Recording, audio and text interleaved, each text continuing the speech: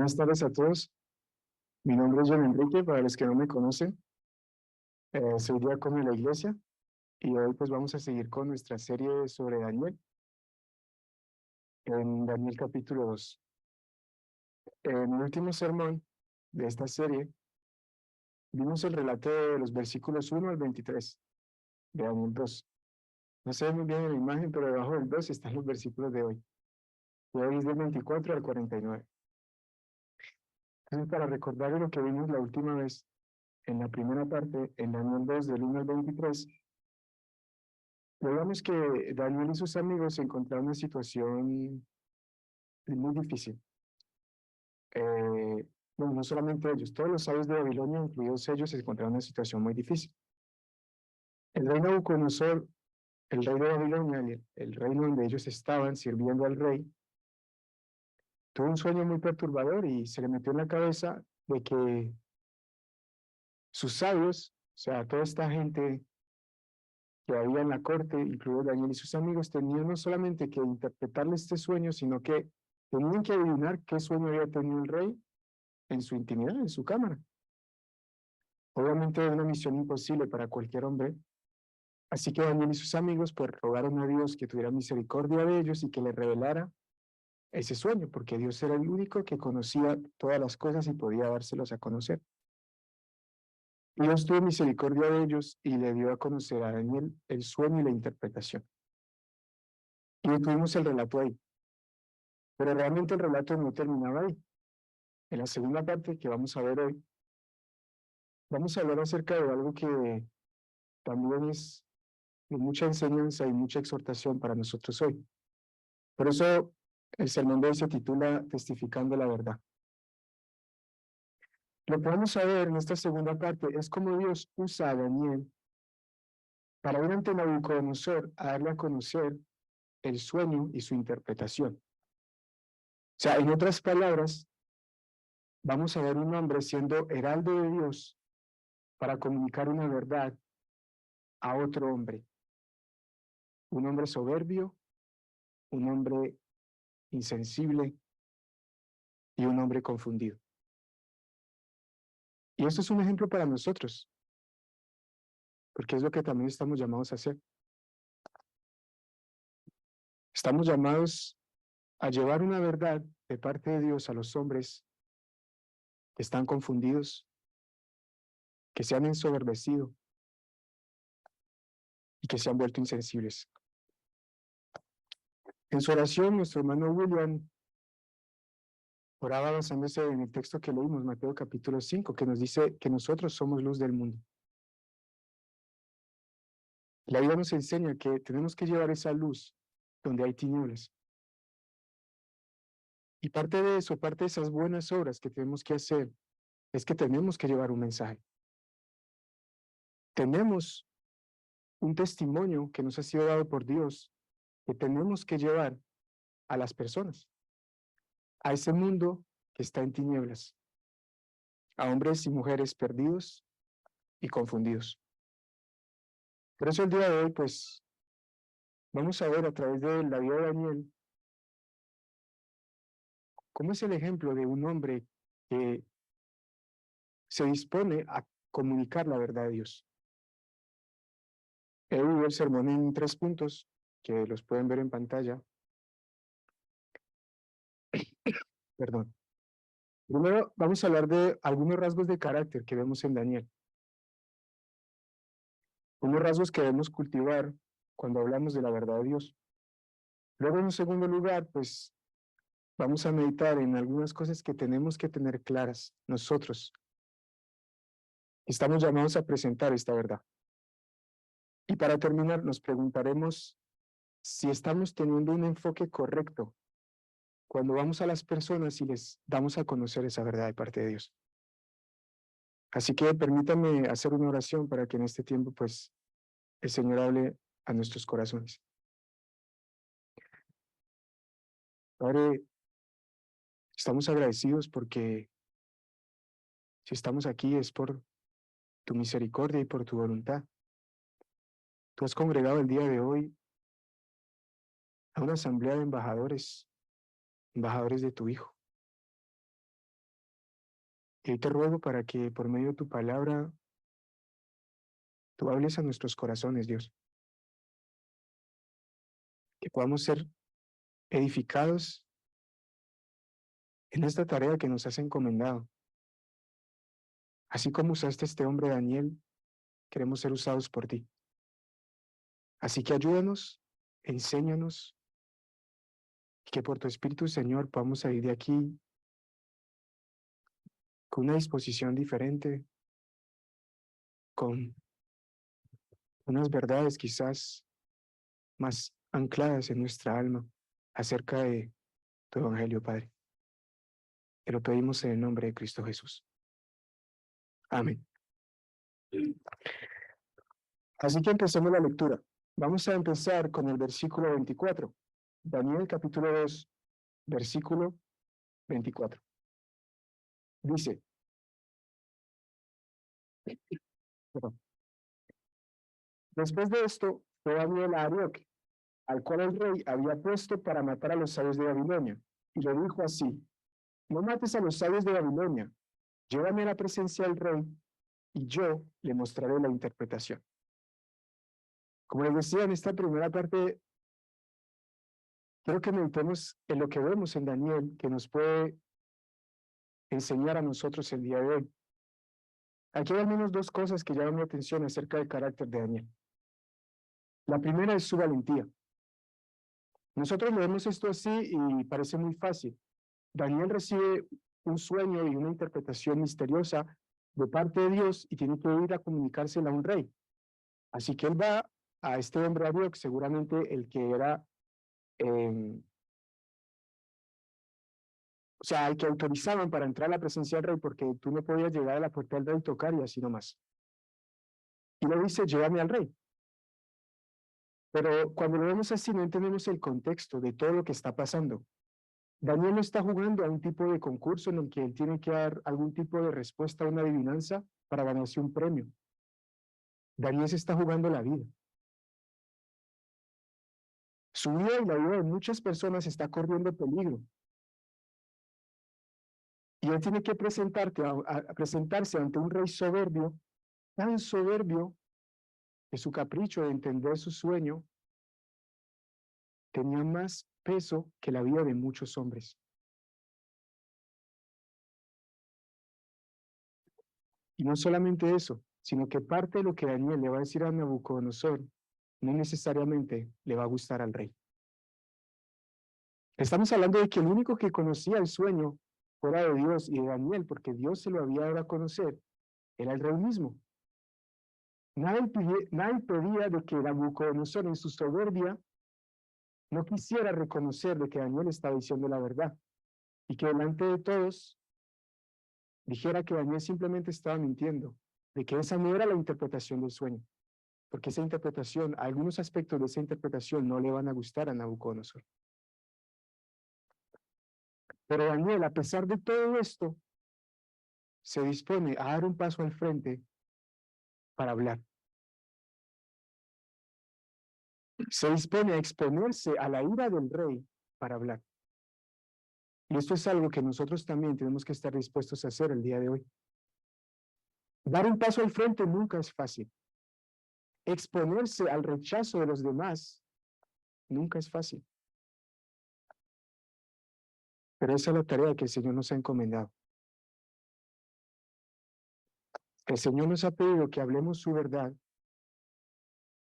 aunque las personas nos rechacen, aunque las personas se burlen de nosotros, aunque no nos crean.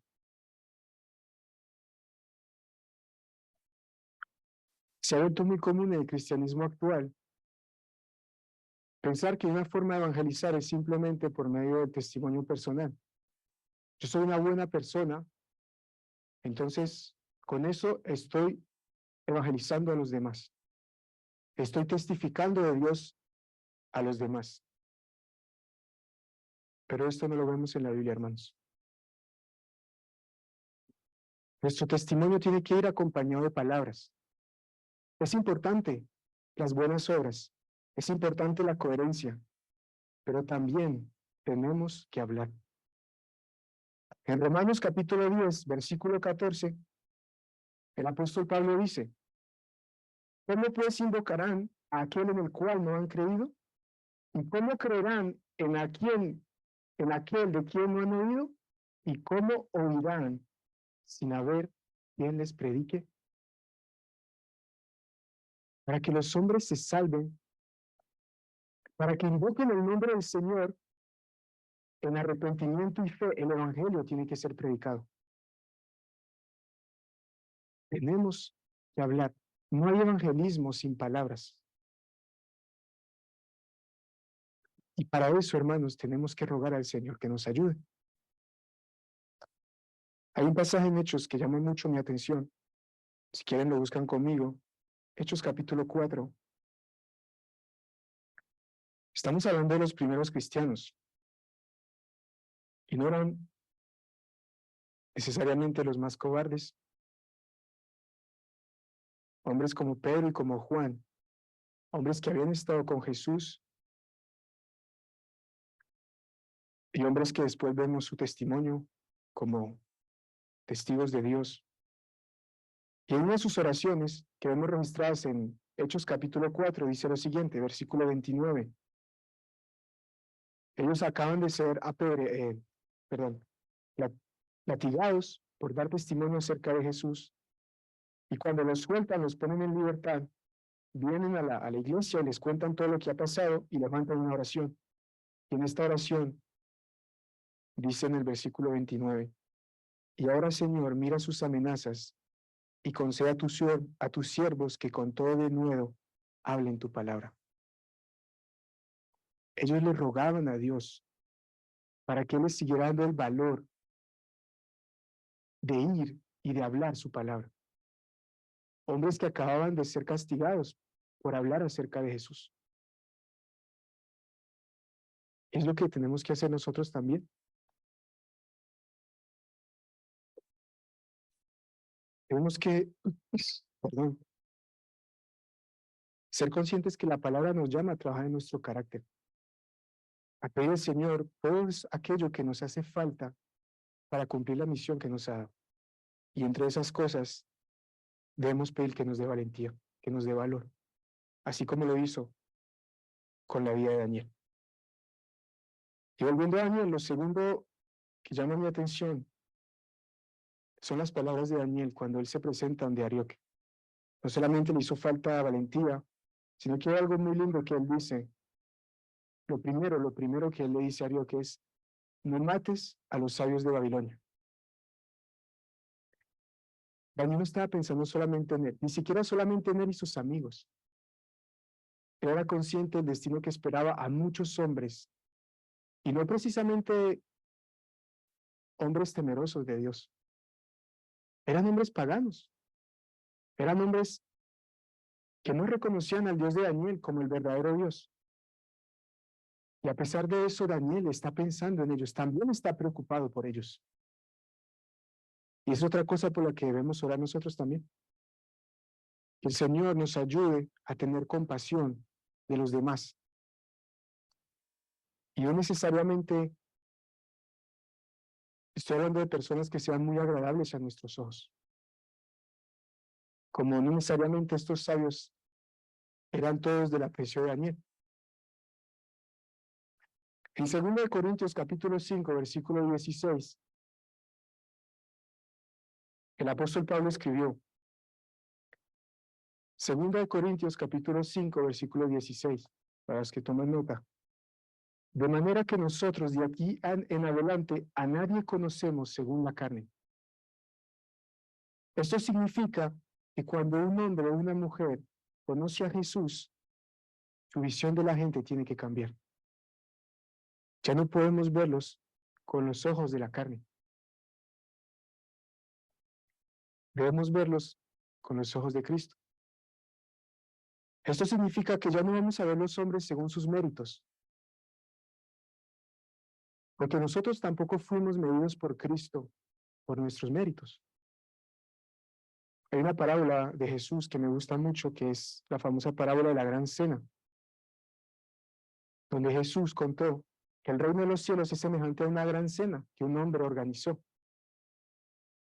Y para esa cena él hizo llamar a muchos convidados, pero todos le dijeron que no. Uno empezó a decirle, lo siento, tengo unos negocios pendientes. Otros no, voy a estar ocupado. Otro tenía otras cosas que celebrar, estoy parafraseando. Así que este hombre enojado le dijo a sus siervos, salgan a las calles y traigan a los pobres y a los enfermos para que disfruten de esta cena, porque los convidados la han rechazado. Y así hicieron sus siervos, salieron, trajeron pobres, trajeron enfermos, pero aún quedaba lugar en la mesa.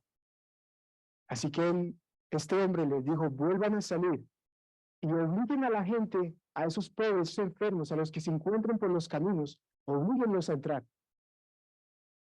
porque todavía hay lugar en la mesa. Y aquí estamos, hermanos, los pobres, los enfermos, con un lugar en la mesa. Así que cuando salgamos allá afuera y nos encontremos con otro pobre, otro enfermo, quizás más pobre y más enfermo que nosotros, y con esto no estoy hablando necesariamente de pobreza o enfermedad física, sino quizás con una persona más soberbia que nosotros, o más egoísta que nosotros, o más malvado, o más desconsiderado, o más lo que tú quieras. Solamente extiéndele una invitación. Si él puede creer, él también tiene un lugar en la mesa. Si él puede creer y aceptar esa invitación, él también tiene un lugar en la mesa, porque así lo ha decidido el Señor. Nosotros no podemos hacer acepción de personas. Debemos ser compasivos con todos los hombres, independientemente de sus obras, porque solo hay un juez de toda la tierra, y es Dios. Vamos a seguir con la lectura. Estamos en el versículo 24 y vamos a leer de los versículos 25 al 30 y pasar a nuestro segundo punto.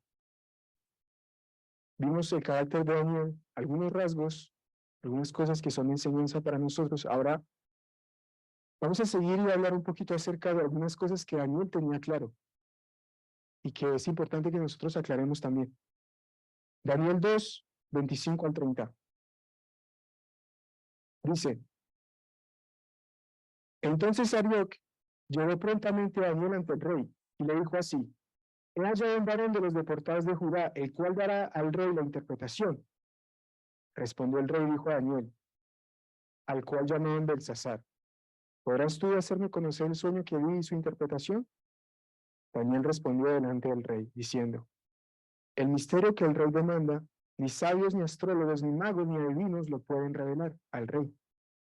Pero hay un Dios en los cielos, el cual revela los misterios, y él ha hecho saber al rey Nabucodonosor lo que ha de acontecer en los postreros días. He aquí tu sueño y las visiones que has tenido en tu cama. Estando tú, el rey, en tu cama, te vinieron pensamientos por saber lo que había de ser en lo porvenir, y el que revela los misterios te mostró lo que ha de ser. Y a mí me ha sido revelado este misterio, no porque en mí haya más sabiduría que en todos los vivientes, sino para que se dé a conocer al rey la interpretación y para que entiendas los pensamientos de tu corazón. En esta porción, Daniel le aclara un par de cosas al rey. Y esto también es una exhortación para nosotros el día de hoy. Una de las cosas que Daniel le aclara a este hombre, que es algo que ya le había dicho, pero que es importante que nosotros tengamos claro, es del Dios del cual está hablando. En el versículo 28, cuando Dios habla de quién va a revelar el misterio, él dice, hay un Dios en los cielos. Junto con todo lo que hemos hablado ya de que Daniel ha testificado de Dios al rey Nabucodonosor, ahí mismo en el capítulo 2, en la primera parte, todo lo que ha dicho sobre este Dios omnisciente, omnipotente y soberano, es muy edificante ver cómo Daniel se asegura de que este hombre entienda de parte de quién viene él, de que este rey entienda de parte de quién viene Daniel. Y asimismo nosotros, cuando vamos a testificar, tenemos que saber de parte de quién estamos hablando. Debemos ser conscientes de que Dios, el único Dios, el creador de todas las cosas, y por lo tanto el soberano del mundo y su plenitud, es quien nos envía. Y cuando compartimos las buenas nuevas, debemos asegurarnos de que las personas entiendan que nuestro testimonio tiene que ver primeramente con quién es Dios, de que por quién es Él se merece toda la gloria, toda la adoración y toda la obediencia de parte del hombre. Si nosotros no somos lo suficientemente claros con eso, las personas no van a entender nuestro mensaje. Yo recuerdo que demasiadas veces me he encontrado con personas que me hacen preguntas y me ponen ejemplos que me dan a entender que para ellos es muy injusto el Evangelio. Tratan de ponerme un ejemplo en el que personifican a Dios y me personifican a mí o al hombre y me dan a entender, pero el castigo de Dios para el hombre por el pecado es injusto. Y muchas veces no he tenido palabras para responder. Pero cuando entendemos de que lo primero que la gente tiene que tener clara es quién es Dios, entendemos que la razón por la que muchas personas cometen ese error es porque no están viendo a Dios como nosotros. Por eso no pueden entender el Evangelio como nosotros lo entendemos. Si las personas ven a un Dios igual al hombre, el Evangelio nunca tendrá sentido. Si las personas en sus mentes creen que las consecuencias de nuestro pecado frente a ese Dios son muy exageradas, entonces en sus mentes toda la lógica del Evangelio se desmorona, porque dicen, es que es injusto ese castigo. Por tanto, no tiene lógica que yo necesite un Salvador, porque no he hecho nada lo suficientemente malo como para merecer ese castigo y necesitar de Jesús. Por eso es tan importante de que profundicemos quién es Dios, que entendamos desde lo más profundo de nuestros corazones su grandeza, que cada día los veamos realmente como somos delante de Él, como nada,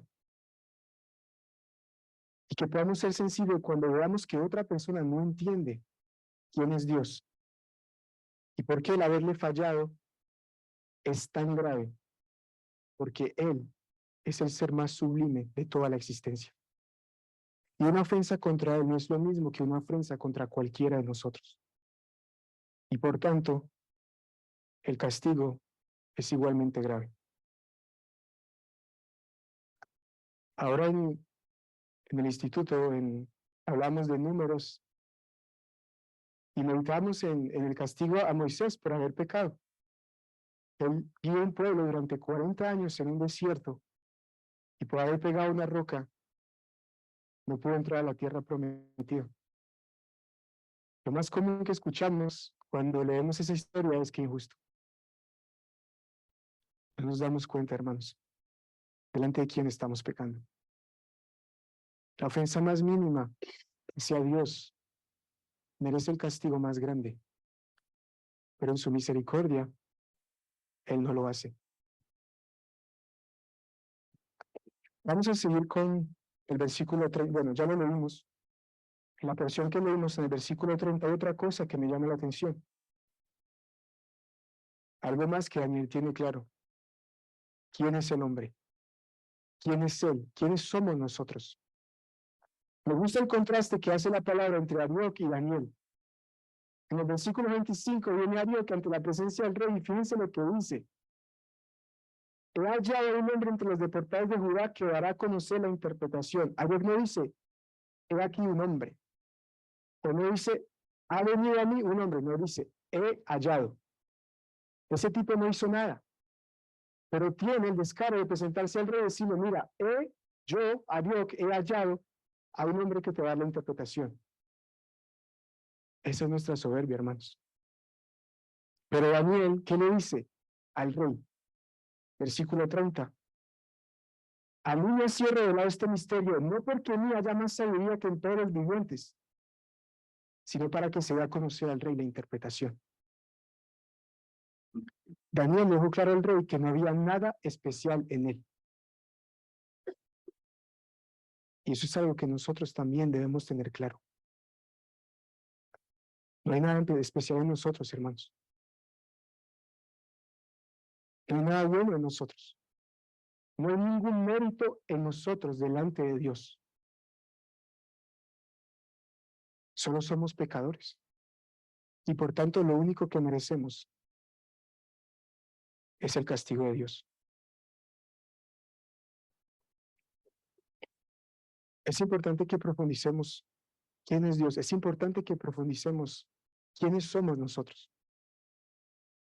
Para que cuando salgamos afuera y compartamos a los demás, podamos ser sensibles. Cuando veamos que una persona no entiende realmente la grandeza de Dios y tampoco entiende la profundidad de su maldad. Si esa persona no entiende eso, si nosotros primeramente no lo entendemos, el mensaje del Evangelio no tiene lógica. Pidámosle a Dios que nos ayude a entender cuán malvados somos y cuán grande es Él. Hay una tercera cosa también, antes de pasar al punto 3. Una tercera cosa que llama mi atención y es que Daniel tenía claro que lo que él estaba a punto de revelar era un misterio de Dios. De hecho, él utiliza la palabra misterio varias veces. Y como él mismo lo dice en los versículos 27 y 28, los misterios de Dios no son alcanzables para los hombres. Si lo leemos otra vez, 27 y 28 dice, el misterio que el rey demanda, ni sabios, ni astrólogos, ni magos, ni adivinos lo pueden revelar al rey. Pero hay un Dios en los cielos, el cual revela los misterios. El único que puede revelar estos misterios es el Señor. El Evangelio es un misterio de Dios. El Evangelio no es algo que cualquiera de nosotros pudiera entender y creer por sí mismo. No es algo que está al alcance, de nuestra mente. Si tú y yo hemos alcanzado el Evangelio, no es porque seamos más inteligentes o más buenos, sino por la misericordia de Dios. Y si mañana una persona allá afuera acepta el Evangelio, lo recibe, cree en él, no va a ser por nuestra astucia, sino por la obra de Dios. Entender esto es muy importante, porque muchas personas piensan que el éxito en la evangelización depende de sus estrategias. Y también piensan que el fracaso en la evangelización pues depende de sus estrategias. Pero no es así. No hay estrategias. Mientras seamos fieles, no hay estrategias. El que hace la obra es el Señor. En su libro ¿Qué es una iglesia sana?, Marder escribió que el evangelismo no es hacer todo lo posible para forzar una decisión por Jesús. Hacer eso es igual de imposible que pensar que Ezequiel en aquel valle de los huesos secos podía volverle a darle vida a esos huesos, juntarlos y hacer personas vivas. Es igual de imposible que pensar que Nicodemo podía entrar en el vientre de su madre por segunda vez y volver a nacer. Todo esto es únicamente obra de Dios y su palabra. Él es el único que puede darle vida a los huesos secos. Él es el único que por su espíritu nos puede permitir nacer de nuevo. Solo Dios puede revelarle a un incrédulo la gloria de Cristo en el Evangelio. Solo Él puede llevar a una persona a creer y arrepentirse. Por lo tanto, nuestra tarea es la misma que Daniel. No es más que hablar. Hablar fielmente sí, pero al fin y al cabo es hablar. Y luego, confiar de que Dios es quien va a convertir el corazón de las personas. Vamos a seguir con la lectura. Daniel capítulo 2, del 31 al 45.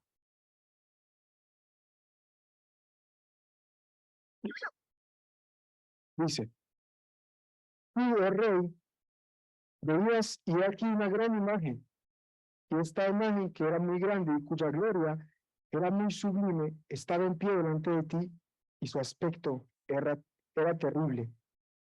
La cabeza de esta imagen era de oro fino, su pecho y sus brazos de plata, su vientre y sus muslos de bronce, sus piernas de hierro, sus pies en parte de hierro y en parte de barro cocido. Estabas mirando hasta que una piedra fue cortada no con mano e hirió a la imagen en sus pies de hierro y de barro cocido y los desmenuzó. Entonces fueron desmenuzados también el hierro, el barro cocido, el bronce, la plata y el oro, y fueron como tamo de las eras del verano, y se los llevó el viento sin que de ellos quedara rastro alguno. Mas la piedra que hirió a la imagen fue hecha un gran monte que llenó toda la tierra. Este es el sueño. También la interpretación de él, digamos en presencia del rey. Tú, oh rey, eres rey de reyes, porque el Dios del cielo te ha dado reino, poder, fuerza y majestad. Y donde quiera que habitan hijos de hombres, bestias del campo y aves del cielo, Él los ha entregado en tu mano y te ha dado el dominio sobre todo. Tú eres aquella cabeza de oro. Y después de ti se levantará otro reino inferior al tuyo, y luego un tercer reino de bronce, el cual dominará sobre toda la tierra. Y el cuarto reino será fuerte como hierro, y como el hierro desmenuza y rompe todas las cosas, desmenuzará y quebrantará todo. Y lo que viste de los pies y los dedos, en parte de barro y en parte de hierro, será un reino dividido. Mas habrá en él algo de la fuerza del hierro, así como viste hierro mezclado con barro cocido. Y por ser los dedos de los pies en parte de hierro y en parte de barro cocido, el reino será en parte fuerte y en parte frágil. Así como visten el hierro mezclado con barro, se mezclarán por medio de alianzas humanas, pero no se unirán el uno con el otro. Como el hierro no se mezcla con el barro, como el hierro no se mezcla con el barro. Y en los días de estos reyes, el Dios del cielo levantará un reino que no será jamás destruido, ni será el reino dejado a otro pueblo. Desmenuzará y consumirá a todos estos reinos, pero él permanecerá para siempre. De la manera que viste que del monte fue cortada una piedra no con mano, la cual desmenuzó el hierro, el bronce, el barro, la plata y el oro, el gran Dios ha mostrado al rey lo que ha de acontecer en lo porvenir, y el sueño es verdadero y fiel su interpretación. Pueden ver en pantalla una imagen eh, del sueño de Nabucodonosor. Como lo acabamos de leer, podemos hacer un repaso. En el sueño el rey veía una estatua dividida en 5 partes. La cabeza era de oro, el pecho de plata, el vientre y las piernas de bronce, los, no, perdón, el vientre y los muslos de bronce, las piernas de hierro y los pies, que ya no vemos en la imagen por la piedra, eran de hierro en parte y en parte de barro. También Daniel nos da su interpretación, que podemos completar el día de hoy porque pues ha pasado tiempo y tenemos parte de esa información que Dios profetizó a este rey. Voy a comentarles algunas cosas que se han opinado sobre esta interpretación. Lo más importante viene al final. No todo el mundo está de acuerdo con esta interpretación, sin embargo, no tiene tanta importancia. Lo más importante, como les dije, es el final del sueño. Los comentaristas atribuyen la cabeza al reino de Nabucodonosor, el reino babilónico, porque el mismo Daniel le dice, tú eres aquella cabeza de oro.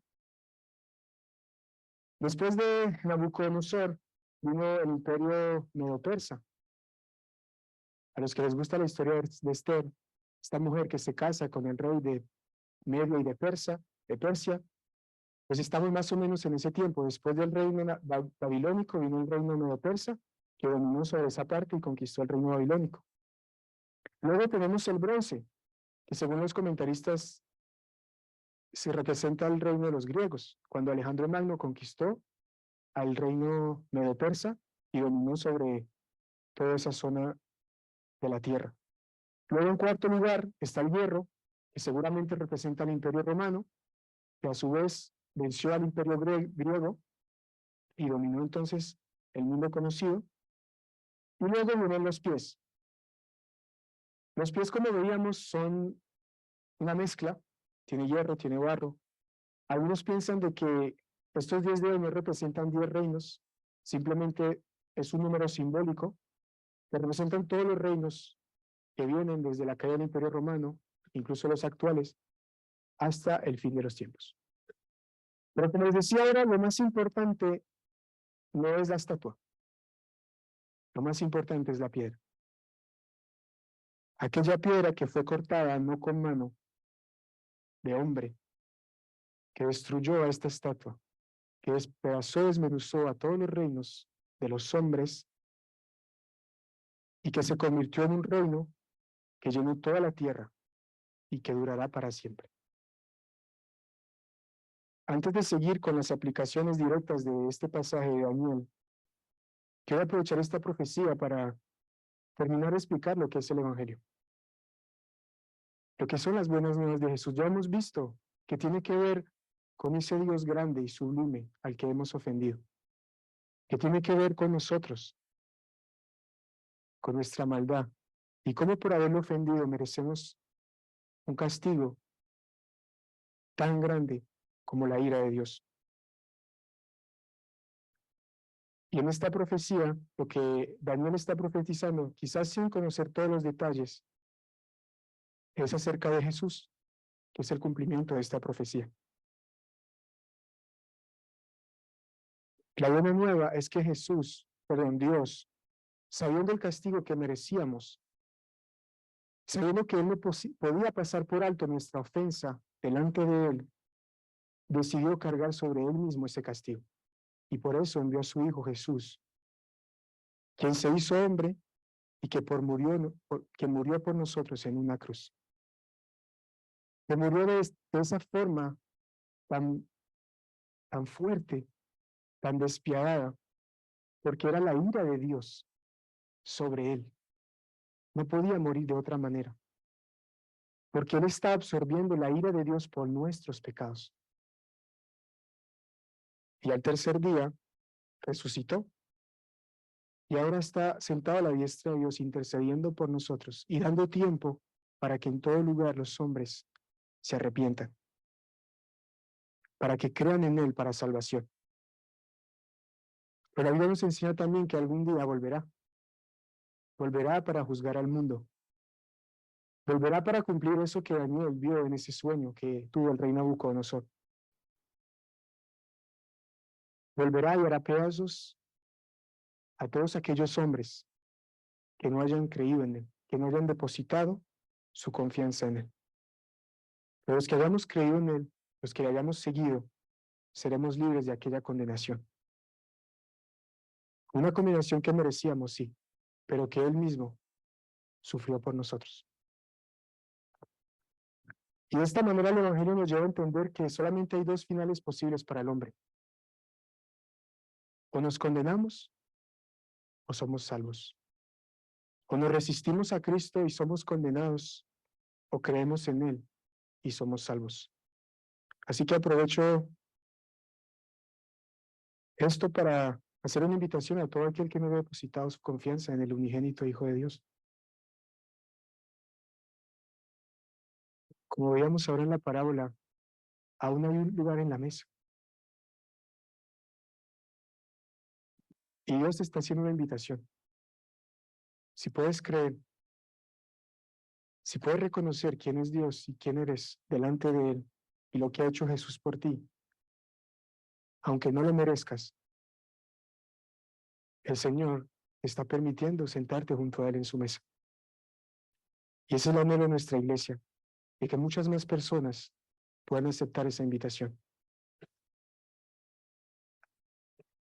Ahora, estas no fueron las palabras de Daniel. Es verdad, como decíamos, él aún no tenía el cuadro completo. Sin embargo, por la gracia de Dios, Daniel profetizó todas estas cosas. Profetizó de aquella piedra que un día vendrá y destruirá todos los reinos del mundo, aquella piedra que es Jesús, y que llenará toda la tierra y reinará para siempre. Hay algo más que hizo Daniel al comunicar al rey, perdón, la interpretación del sueño. Y es darle el enfoque correcto. Por eso, en un tercer lugar, he querido que meditáramos en si nosotros también le estamos dando el enfoque correcto a las verdades que Dios nos dice que debemos llevar a los hombres. El sueño tenía que ver con las cosas por venir, y así lo dijo Daniel. En el versículo 28, Daniel dijo: Él ha hecho saber al rey Nabucodonosor lo que ha de acontecer en los postreros días. En el versículo 45 lo vuelve a repetir: el gran Dios ha mostrado al rey lo que ha de acontecer en lo porvenir. Como vimos al principio, no era una verdad fácil para Daniel de comunicar. Vale, el sueño empieza reconociendo que Nabucodonosor es aquella cabeza de oro, que su reino no tiene comparación entre los reinos de los hombres. Incluso todos los reinos que vendrán después de él, reinos humanos, serían inferiores al suyo. Sin embargo, había una parte del sueño que consistía en decirle al rey: pero algún día vendrá uno que destruirá todo eso. Y Daniel lo dice muy claramente: desmenuzará y hará pedazos toda la estatua, no solamente los pies en los cuales impactó, toda la estatua, y no queda rastro de ella. Él le tenía que decir al rey: toda tu gloria, toda tu fama, toda tu grandeza, por mayor que sea cualquiera de los reinos humanos que vendrá, no será más recordada cuando venga aquel rey que ha de venir. No habrá más rastro de ti, de quién fuiste, de todo lo que hiciste. No era una verdad cómoda para Daniel, pero Daniel no cambió la verdad. La verdad tenía que ver con lo que había de acontecer, y Daniel la transmitió tal y como la recibió del Señor. Daniel fue fiel. Y esto me hace pensar en nosotros. ¿Cuántas veces no hemos acomodado la verdad del Evangelio por temor a los hombres? ¿Cuántas veces no hemos maquillado? ¿Cuántas veces no hemos diluido las verdades del Evangelio para no ofender, para no quedar mal, para no ser rechazados? Debemos entender que el Evangelio es tropiezo. Es salvación para algunos, pero es tropiezo para otros. Y nosotros no vamos a poder cambiar eso, por más que lo intentemos. Dios nos ha llamado a adornar. Hay un pasaje que dice adornando con vuestras obras, pero estoy diciendo adornar el mensaje del Evangelio. No podemos hacerlo. Nuestra tarea es comunicarlo tal y como Dios quiere que la gente lo entienda. No podemos enfocar el Evangelio en lo que no es. Pensando en esto de que Daniel le dice: mira, esto es para lo que ha de venir. ¿Cuántas veces nosotros hablamos de un Evangelio para aquí y para ahora? Sí, el Evangelio empieza aquí y ahora, pero no es para aquí y ahora. El Evangelio empieza aquí y ahora, pero el Evangelio nos habla de un destino al cual vamos. A veces queremos hablarle a la gente de un Evangelio aquí y ahora porque es lo más atractivo. Queremos decirles: mira, el Evangelio es para restaurar tu matrimonio, es para darte salud, es para darte un mejor trabajo, para que te sientas mejor contigo mismo. Todas las cosas que podemos ver hoy en día acerca de lo que dicen que es el Evangelio. Pero esa no es la palabra que nos ha sido encomendada. El Evangelio no es la solución a mi pobreza, quizás a un matrimonio en ruina, a escasez de trabajo o cualquier otro problema que podamos tener en esta vida. El Evangelio es la solución a mi pecado y mi enemistad con un Dios al cual hemos ofendido. El Evangelio es reconciliación. Eso es lo que dice 2 Corintios capítulo 5. Quiero que lo leamos juntos. 2 Corintios capítulo 5.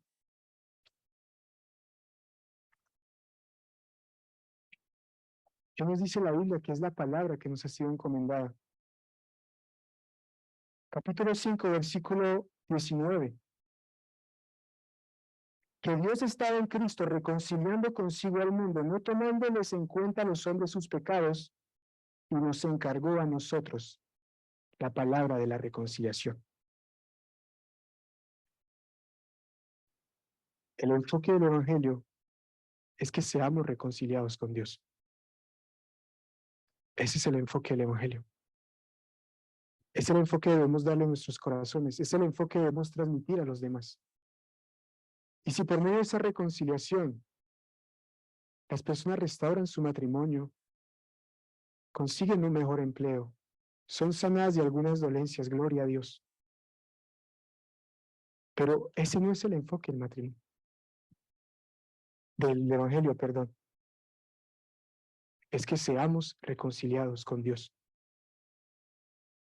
Y esto es algo muy sutil, hermanos, muy sutil.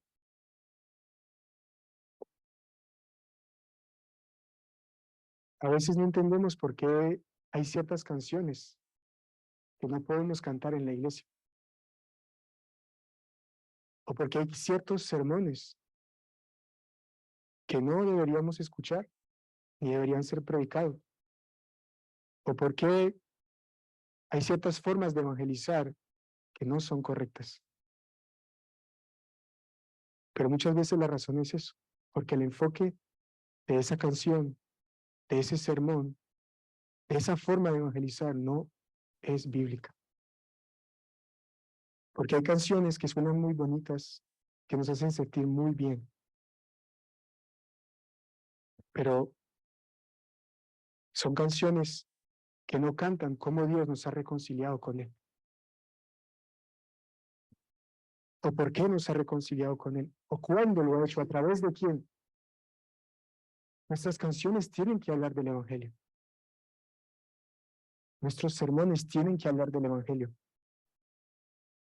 Si los sermones no nos llevan a una reconciliación con Dios, o a amar más al Dios con el cual hemos sido reconciliados, no sirven para edificar la iglesia. Si nuestras formas de evangelismo no nos llevan a reconciliar al mundo con Dios, no van a producir nuevos nacimientos. Solo van a traer personas, van a inflar cifras en las iglesias, van a generar dinero quizá, y van a inflar el ego de todos aquellos que las practican, pensando que han tenido éxito. Hermanos, Dios ha escogido a su iglesia, así como escogió a Daniel, para llevar un mensaje. No nos ha pedido que le hagamos ningún arreglo, solo nos ha pedido que seamos fieles, que lo entreguemos a un mundo perdido, y por eso mi invitación hoy es que trabajemos en nuestros corazones para cumplir con ese cometido. Quiero concluir leyendo la última parte, los versículos 46 al 49 de Daniel 2.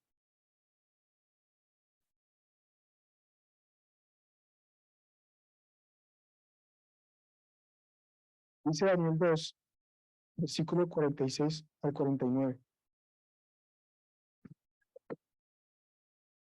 Entonces el rey Nabucodonosor se postró sobre su rostro y se humilló ante Daniel, y mandó que le ofreciesen presentes e incienso.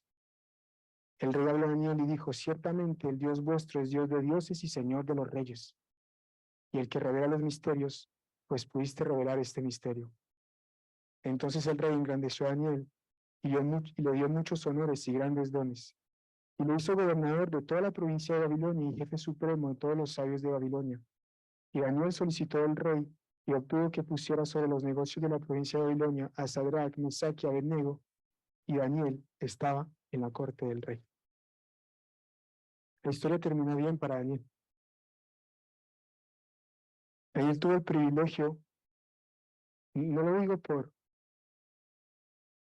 los honores que recibió, perdón. Daniel tuvo el privilegio de ver un hombre acercarse a Dios. No sabemos si, bueno, no sé si Nabucodonosor se convirtió. Más adelante en la historia él va a reconocer a Dios, pero no sabemos si eso realmente fue una conversión. Pero al menos en esta historia, Nabucodonosor dio un paso. Esto que sucedió, toda esta historia ayudó para que este hombre se humillara ante Dios. El rey más poderoso de la tierra en ese momento se arrodilló frente a un simple deportado judío, básicamente un esclavo. Y no porque en Daniel hubiese algo especial, el testimonio del mismo rey no lo aclara, sino por lo que Daniel representaba. El mismo rey confiesa que Dios es el Dios de dioses y el Señor de reyes. Él se estaba postrando ante Daniel como reconocimiento de humillarse ante el Dios que Daniel representaba. Eso es un giro increíble en la historia de este capítulo, porque empezamos Daniel 2 viendo a un rey ensoberbecido a lo extremo y un Daniel condenado a muerte, postrado ante Dios pidiéndole misericordia. Y ahora terminamos con este hombre Daniel de pie viendo a un rey postrado ante Dios. Quiero que nos vayamos a casa pensando en esto, además de todo lo que hemos visto, porque nunca sabemos cuándo será una buena oportunidad para hablar de Jesús. Cuando empezamos la historia nunca hubiéramos pensado que esto hubiese sido una oportunidad para Daniel llevar a este hombre a dar un paso hacia el conocimiento de Dios. Así que también es una invitación para que estemos preparados. Según todo lo que hemos visto, trabajemos en nuestro carácter, profundicemos en las verdades que debemos compartir, cuidemos de no cambiar el mensaje que debemos llevar y estemos siempre alertas. Aún en las peores situaciones, momentos donde quizás queremos orar por nosotros porque estamos pasándola mal. No sabemos por qué Dios nos ha permitido estar en esa situación. Quizás nos ha permitido estar en esa situación para que demos testimonio de Él, para que llevemos a otros a conocer a Dios. Así que, hermanos, estemos alertas para que podamos en todo momento testificar de la verdad. Amén. Vamos a orar.